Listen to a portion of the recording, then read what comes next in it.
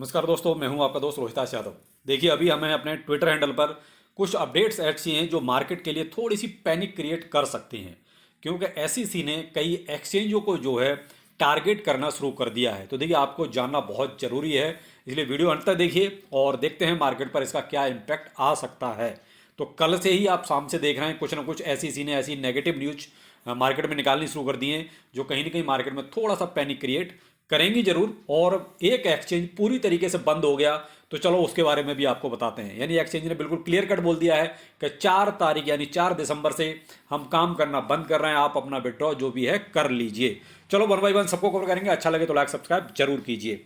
ये देखिए, मैंने सुबह ही आपको एक अपडेट दिया, यहाँ आप ये देखिए, ब्रेकिंग न्यूज, बिट्रेक्स ग्लोबल एक crypto exchange is shutting down.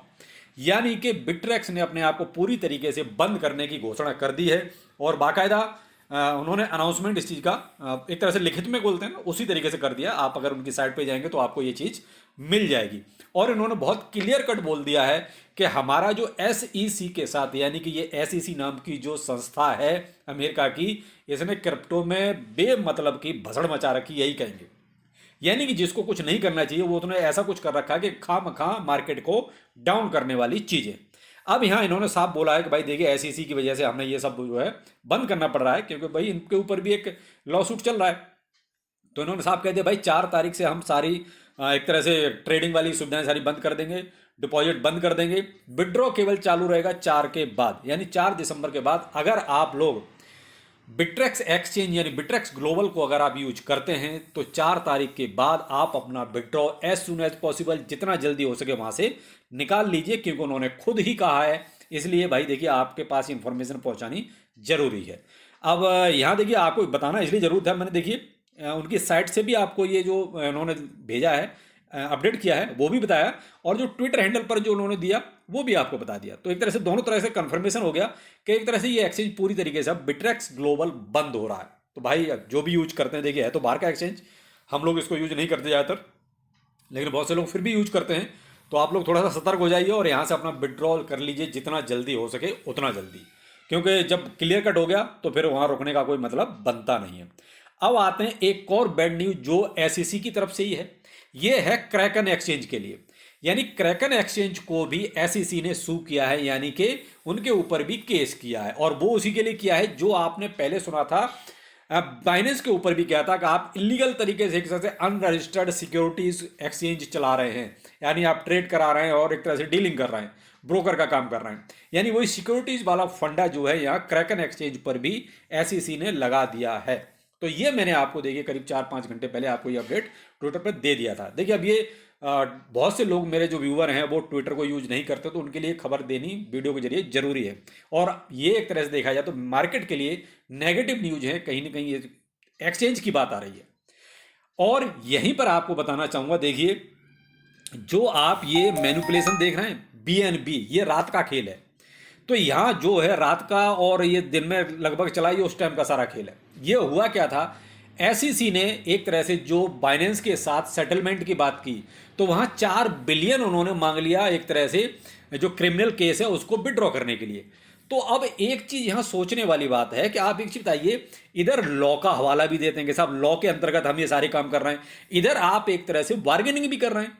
भाई पैसा लेके एक तरह से रफा दफा करना मतलब क्या है, वसूली करना। भाई या तो आप लॉ के थ्रू कर रहे हैं तो ठीक है, जो होगा देखा जाएगा, आप केस लड़िए, जो भी जीते, चाहे बाइनेंस जीते या एसईसी जीते। लेकिन अगर आप पैसा लेके और केस को रफा दफा कर रहे हैं, इसका मतलब तो यही हुआ कि आप जो है कहीं ना कहीं एक्सचेंजों से या क्रिप्टो में जो बड़े बड़े लोग हैं, बड़े बड़े लोग इन्वॉल्व हैं, उनसे आप वसूली कर रहे हैं। भाई पैसा लो, पहले केस लगाओ, पैसा लो, केस को खत्म करो। तो ये तो कोई लॉ नहीं हुआ। या कहीं ऐसा तो नहीं है, सरकार ने बोल रखा है कि उनका जो है काफी डेब्ट बढ़ गया है, बहुत ज्यादा कर्जा बढ़ गया है, तो इस तरीके से वसूली करो। लेकिन ये चीज को समझ में नहीं आई, हजम नहीं हुई। लेकिन यहां देखिए, बाइनेंस ने भी खेल खेला। उधर एसईसी ने बाइनेंस के लिए नेगेटिव न्यूज एक तरह से मार्केट में निकालनी शुरू की ब्लूमबर्ग के जरिए, इधर बाइनेंस ने जो है बीएनबी का प्राइस चढ़ा दिया। यानी पूरी तरीके से उल्टा खेल हुआ, बीएनबी एक तरह से ऊपर गया और बाइनेंस की नेगेटिव न्यूज हुई। तो ये कहीं ना कहीं जो है एक तरह से मार्केट में पूरी तरीके से गेम चल रहा है। तो उस गेम को भाई फेस कीजिए, बस यही कह सकते हैं। क्योंकि अभी आप मान लीजिए अब 3 एक्सचेंज हो गए, बाइनेंस हो गया, जिसके ऊपर SEC कुछ ना कुछ चल ही रहा है मैटर। क्रैकन हो गया, इसके ऊपर भी नया केस लगा दिया। और देखिए बिट्रेक्स ग्लोबल तो पूरी तरीके से बंद हो गया, उसने अपने आप को घोषित भी कर दिया कि 4 तारीख के बाद आप अपना फंड निकाल लीजिए। अब देखते हैं क्या इनका कोई मार्केट पर न्यूज का इंपैक्ट है क्या। लेकिन यहां देखिए मार्केट में कुछ उल्टा ही चल रहा है, यानी कि जो बड़ी बड़ी वेल्थ हैं वो कहीं ना कहीं मार्केट को अभी भी होल्ड किए हुए हैं, मार्केट को अभी भी संभाले हुए हैं। यहाँ BTC आपका 37,330 के आसपास अभी भी ट्रेड कर रहा है जब मैं वीडियो बना रहा हूं। तो यहां देखिए मार्केट कहीं ना कहीं उल्टा गेम खेल रहा है, यानी कि सबको पता है कि ये जितनी भी नेगेटिव न्यूज निकली हैं, अगर यहां से मान लीजिए पैनिक क्रिएट हो गया तो मार्केट में डंप जा सकता है। इस वजह से देखिए जो बड़े बड़े लोग हैं उन्होंने मार्केट को अभी उल्टा चला रखा है। क्यों? जब मार्केट में पॉजिटिव चीजें आती हैं तब देखिए वो प्रॉफिट बुक करते हैं। अभी उनको भी पता है कि अगर यहाँ ज्यादा नेगेटिविटी आएगी तो मार्केट डंप हो सकता है, छोटा इन्वेस्टर मार्केट से निकल सकता है। इसलिए मार्केट में देखिए पॉजिटिविटी भी अभी बरकरार है। इथेरियम आपका $2000 से ऊपर है। और देखिए BNB हाँ अभी गिरा जरूर है, $258 पे आ गया, जो आपका 260 $264 तक भी गया। तो अभी फिलहाल थोड़ा सा डाउन है, लेकिन बहुत ज़्यादा डाउन नहीं है। आप ये इसकी यही रेंज चल रही थी 250 254 260 के आसपास का, यही एक बीच में घूम रहा था। जो थोड़ा सा पैनिक दिखा वो देखिए XRP पर भी दिखा। सोलाना आपका देखिए थोड़ा सा डाउन है अभी। तो फिलहाल एक तरह से देखा जाए तो मार्केट में थोड़ा सा मिक्स मैच जो कहते हैं ना कि मिक्स मैच, तो वही चीज़ें आपको दिखाई दे रही हैं। तो यहाँ मैं आपको देखिए टॉप 50 आपको दिखाने की कोशिश करता हूँ, और यहाँ लगभग वही है मिक्स मैच, यानी कोई थोड़ा सा आधा % ग्रीन है तो आधा % कोई रेड है। लेकिन यहाँ जो मेन इम्पैक्ट था वो BTC के ऊपर ही देखना चाहा, लेकिन BTC देखिए अभी आपको एक तरह से पॉजिटिव वे में ही नजर आ रहा है, यानी कि पॉजिटिविटी BTC की अभी बरकरार है। तो ये मान सकते हैं कि भाई देखिए अभी वेल्स जो है पूरी तरीके से एक्टिव है और शायद मार्केट नहीं गिरेगा। देखिए अगर गिरना होता तो अब तक गिर जाता, क्योंकि 3 नेगेटिव न्यूज वो भी एक्सचेंजों को लेके।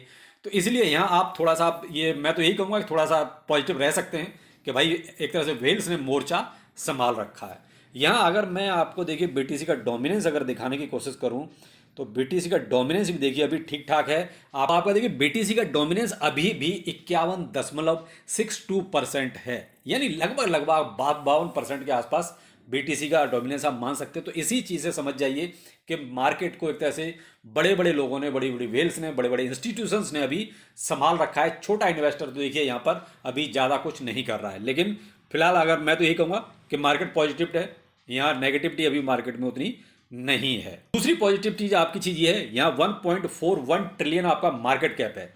तो इस चीज़ से ये कंफर्म हो गया कि मार्केट में देखिए अभी वो पैनिक नहीं है जो ये एक तरह से मार्केट में पैनिक क्रिएट किया गया SEC के द्वारा। लेकिन बिट्रेक्स के लिए देखिए मैं आपसे फिर भी कहूँगा कि आपका फंड अगर वहाँ पर है तो प्लीज़ जितना जल्दी हो सके आप अपना विड्रॉ कर लीजिए।